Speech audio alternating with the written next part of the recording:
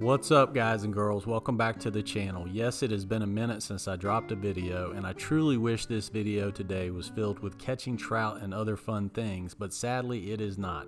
As you can tell from the click pick and title, this video is about the Speckled Trout Cold Stun that is occurring in North Carolina. And from what I'm seeing, it's occurring in other states on the East Coast as well as Gulf Coast. If you've experienced or have knowledge of a cold stun event in your state, I hope you'll comment below and tell us what you're seeing. So, as of January 24th, 2025 at 5 p.m. per North Carolina Marine Fisheries proclamation, we are now in a commercial and recreational fishery closure due to cold stun events on speckled trout / spotted sea trout, meaning you can no longer possess trout for any reason. I'm not here to debate the right or wrong of this closure. You may feel differently about it after watching what you see in this video.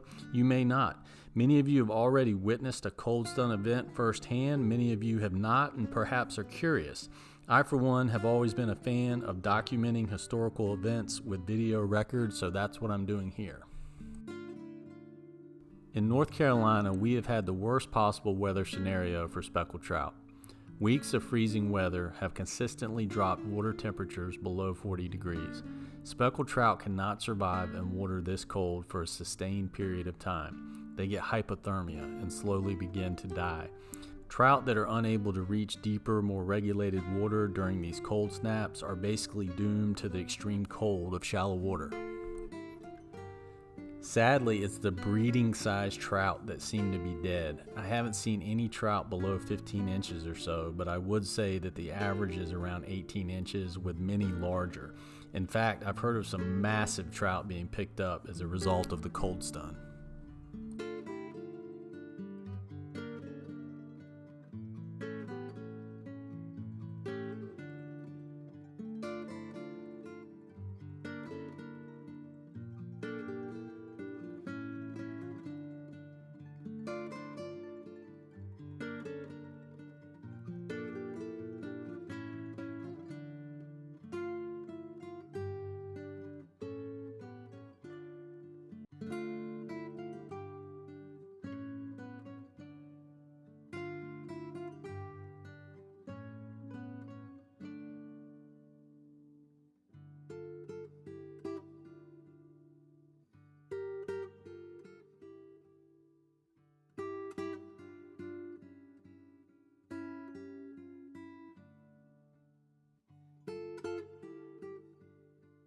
This clip right here is the one that really blew me away when I saw it while flying the drone.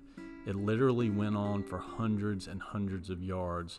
The thought of this scenario happening in multiple locations throughout my state, I think, is what allowed me to see the impact of a cold stun event. We've been so fortunate and have had some really great years, but this is gonna hurt. There's no way it can't.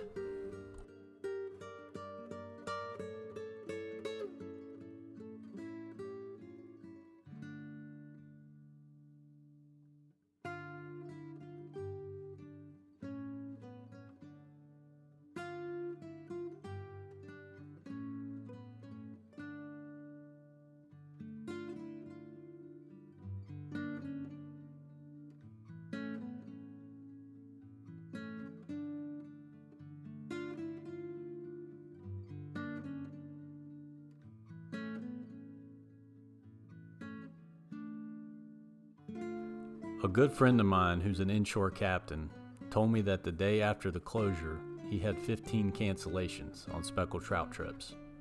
This event will have lasting negative impacts on multiple businesses, those associated with recreational angling and commercial. It will affect individuals and families throughout the state. And as an angler who loves the pursuit of speckled trout, it's just downright discouraging and depressing. But folks, we've been here before.